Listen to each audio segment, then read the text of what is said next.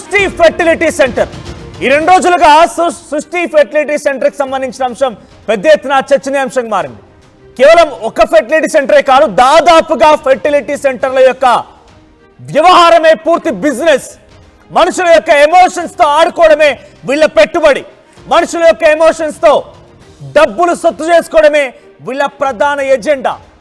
పెళ్ళైన తరువాత ఏదైనా చిన్న చిన్న సమస్యల కారణంగా పిల్లలు పుట్టడం ఆలస్యమైనా, పిల్లలు పుట్టడం లేదంటూ కొంతమంది పేరెంట్స్ ఎవరైతే తల్లిదండ్రులు కావాలనే ఆలోచనతో ఉన్నవారు ఈ హాస్పిటల్ సందర్శించారంటే ఇక అంతే పని. జేబులు గుల్లా అవ్వాల్సిందే, అనారోగ్యం క్షీణించాల్సిందే, అవసరమైతే ప్రాణాలు పోయినా భయపడాల్సిన పని లేదు, ప్రాణాలు పోయినా కూడా ఆశ్చర్యపోవాల్సిన పని. అటువంటి ఒక దుర్మార్గమైనటువంటి ఒక ఎజెండాతోనే ఈ ఫెర్టిలిటీ సెంటర్ అని కూడా దాదాపుగా స్టార్ట్ అవుతున్నాయి. దాంట్లో సృష్టి ఫెర్టిలిటీ సెంటర్ సంబంధించిన ఒక అంశాన్ని మీకు తెర మీద ఉంచే ప్రయత్నం చేస్తోంది ఆర్టీవీ. సో ఇక్కడ ఏం జరిగింది అంటే కనుక, ఒక ఇద్దరు భార్యాభర్తలు తమ కొన్నేళ్లుగా పిల్లలు పుట్టడం లేదని చెప్పి ఒక ఫెర్టిలిటీ సెంటర్ని, ఇదే సృష్టి ఫెర్టిలిటీ సెంటర్ని ఆశ్రయిస్తే సరోగసీ సజెస్ట్ చేశారు. 30 లక్షల రూపాయల ఒప్పందం కుదుర్చుకారు.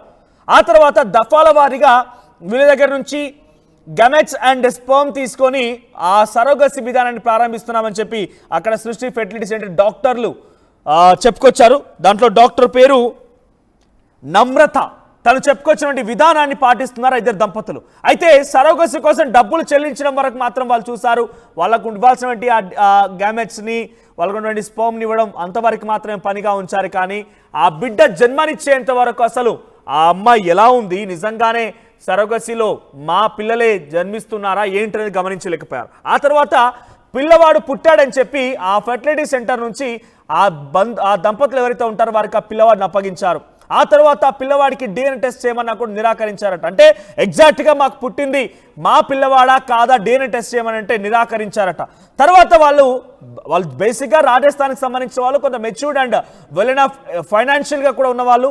సో వాళ్ళు ఇక్కడ నుంచి వెళ్ళిపోయి న్యూఢిల్లీలో డిఎన్ఏ టెస్ట్ చేయించుకుంటే ఆ బాబు తమకు పుట్టినటువంటి బాబు కాదు, అంటే తమ ద్వారా తమ గమెట్స్ అండ్ స్పర్మ్ ఇచ్చిన విధంగా సరోగసీ ద్వారా పుట్టిన బాబు కాదు, డిఎన్ఏ టెస్ట్లో ఏమాత్రం మాకు పోలినట్టుగా మ్యాచ్ అవ్వడం లేదని చెప్పి నిర్ధారించిన దంపతులు మళ్ళీ వచ్చి హైదరాబాద్లో పిఎస్లో కంప్లైంట్ చేస్తే అసలు విషయం బయటపడింది.